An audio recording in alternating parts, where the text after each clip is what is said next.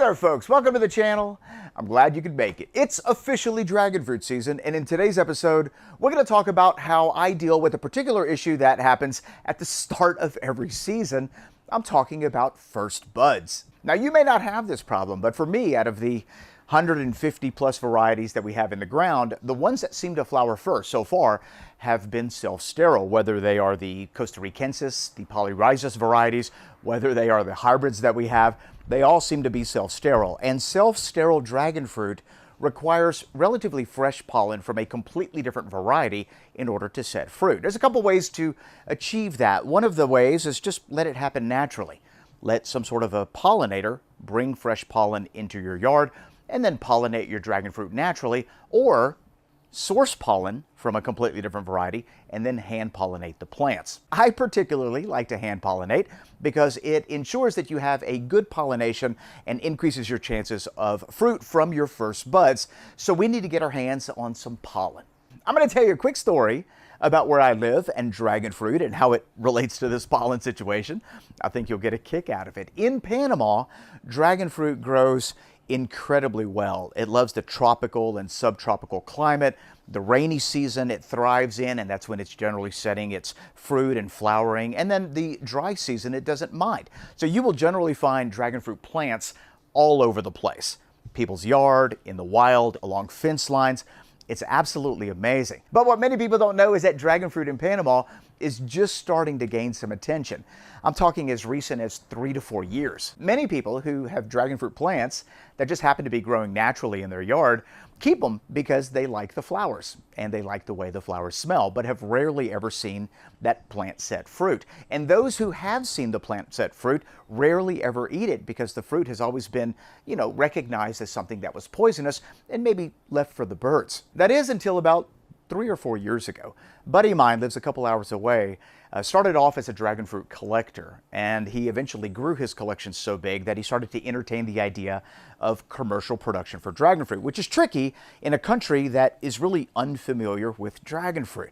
Well, he grew his farm and he's got thousands and thousands of dragon fruit posts, lots of different varieties, which is very exciting. He was paid a visit by basically the local government, the health department, the agricultural department, and they were asking him tons of questions regarding, dragon fruit, how it grows, the commercial viability of it. The local news came back to his farm and did an entire piece on dragon fruit, on pitahaya, demystifying the plant and how it grows and the fruit. And this literally just happened a few years ago, and it created this dragon fruit revolution. So much so that the Panamanian government approved dragon fruit for agricultural production. Now, depending on where you live, it might sound a little strange, but here in Panama, if I wanted to start a dragon fruit farm and I needed a little assistance, let's say I wanted to buy some land or whatever, I needed a loan from a bank. In order for that bank to approve the loan, the crop that I was going to be farming needs to be on the approved list for agricultural production.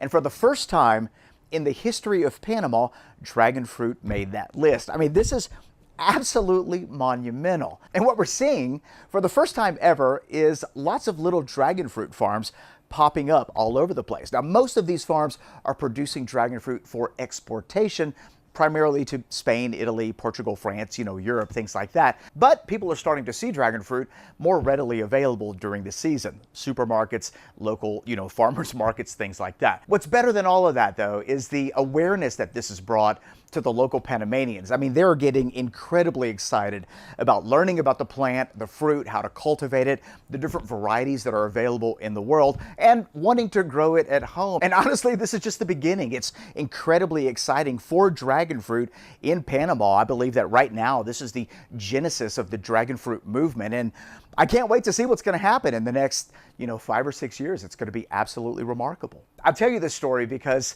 dragon fruit grows so incredibly well in Panama. I mean, it just loves it here. I don't have to go very far to find a dragon fruit plant. I mean, literally, they're all over the place. And still today, even with the awareness that's been created, many people don't know that the plant that they have in their backyard is actually dragon fruit. They've never seen it fruit. They've never tasted the fruit. And so this gives me the opportunity to go into town, look for dragon fruit plants that are flowering, collect the pollen, so that I can pollinate my first buds. And we literally do this every year. And honestly, it's not very hard because there's dragon fruit all over the place. The other cool thing that it does is it allows me to share knowledge of dragon fruit with whoever I interact with. I usually bring 3 or 4 different exotic varieties, talk to the people, and in exchange for a flower, I'll usually give them a few cuttings so that they can plant alongside their existing plant so they can have cross-pollination throughout the season. And then when we get fruit, I'll go back out to their place and share fruit with them, which generally they've never tried, and it's just such a cool experience. So let's take a look at the plant that is blooming right now. It's self-sterile, so we need fresh pollen. And then we're gonna go see if we can find some dragon fruit flowers.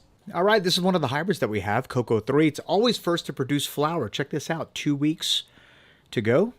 There's Asher. That's one. We've got a second bud that just popped up a couple days ago.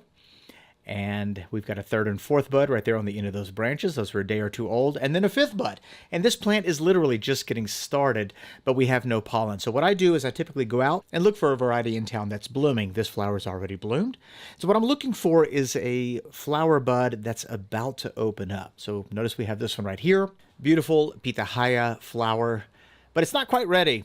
By the looks of it, this is going to open up probably tomorrow would be my guess.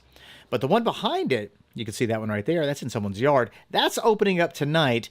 And I'm going to ask permission to get inside their yard and see if they'll let me have the flower. And they did. And I'm just going to pick it right off the plant. That's it. All right. So now that we have the flower, let me show you what we do with it. Before I do anything, is just remove the petals. Now, you don't necessarily have to do this, but you do have to expose the anthers in order to get the pollen.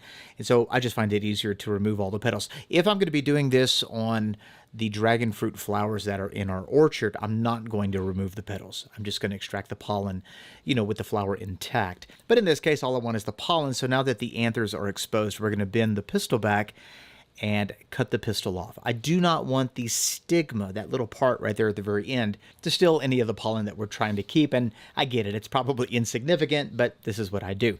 At this point, this is where the pollen is at. That's the anthers, and we're just going to give that a little tap.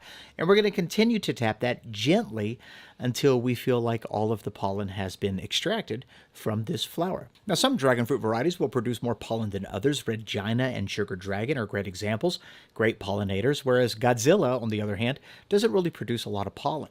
This one looks like we get a fair amount of pollen off of one flower. Absolutely beautiful. And all you got to do is tap the bowl, and you'll notice that it's a beautiful, flowy, yellowish powder.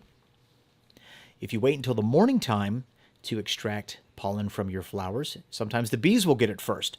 So it's best to do it at night or very, very early in the morning. What we're going to do now is we're going to get this ready for storage. Fresh dragon fruit pollen is going to work best when it comes to pollinating your flowers. And so what you want to do is you want to try to keep it as fresh as possible. The way I like to do that is just wrap it in a piece of foil, create like a little foil envelope, and then stick it in a cool place. Tomorrow, I'm going to go back out to that really nice family that let me pick the flower and ask them if I can pick several more flowers that look like they were going to bloom. And it's now the next day, and as you can see here, they let me pick 2 more flowers. What's very interesting is that in our conversation regarding dragon fruit, they called it a name that I don't hear very often, El Galán de Noche, or the Gallant of the Night, which refers to the strong aroma that comes from the dragon fruit flower. They also got incredibly excited about the different varieties of dragon fruit that exist in the world. And so when I told them I was going to give them a couple cuttings that they can grow alongside their existing dragon fruit, they just about lost their mind. After taking a minute to qualify what type of flavors they prefer in fruit, I decided to give them one of my favorites, which is Physical Graffiti, as well as Queen Daenerys, a really cool, really exotic cutting. Okay, we have our pollen from today. We're going to combine that with our pollen from yesterday. We're just going to go ahead and add it right on top. No big deal. And I'm still probably 2 weeks out from being able to need this pollen. But look at this. Absolutely beautiful. That's a lot of pollen right there. We're going to store that in the freezer, right? So if I was going to use it tomorrow, I would leave it out. But 2 weeks, I'm going to close this down and place this into a vacuum sealed plastic bag. Just like that. All right, so as a second layer of protection, I'm going to put a desiccant pack in there. And this is going to absorb any of the moisture in the bag. That's going to keep it nice and fresh. We are going to seal it. Now, I don't want to vacuum seal it. I just want to put a seal right on top, just like so. And at this point, we are done. This bag's going to go into the freezer, ready to use when we need it. All right, guys, we've got our local variety dragon fruit dated and everything. And the date is incredibly important because when it comes to dragon fruit pollen, it tends to degrade pretty quickly.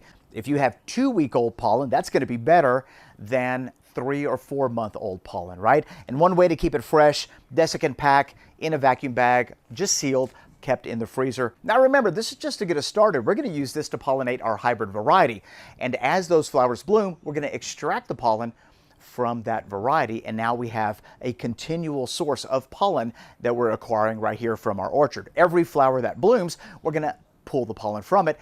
You could, if you want, mix all the pollen together. That way you have just one collective bowl of pollen from a bunch of different species, and then when you go to pollinate your plant, the right species will set fruit. Or you can separate each one of them. This is especially important if you want to create, your own hybrids. Let's say you have a Connie Meyer and you want to cross it with a Guatemalensis or something. That's a pretty popular cross. Well, you want to have a pure version of that pollen so that you can cross it and then you don't have it contaminated with anything else. Either way, however you choose to do it, fresh pollen is a must, especially if you want to pollinate your first blooms. If you don't have access to local varieties where you can basically get dragon fruit pollen whenever you want, especially in the beginning when you have your first buds, there are a couple things you can do. I would recommend joining a Facebook group. One that I'm a part of that I absolutely love is San Diego Dragon Fruit Growers and Swap. I'll put a link to that group in the description box below. Started by my buddy Paul. Incredible resource for dragon fruit. You can buy cuttings.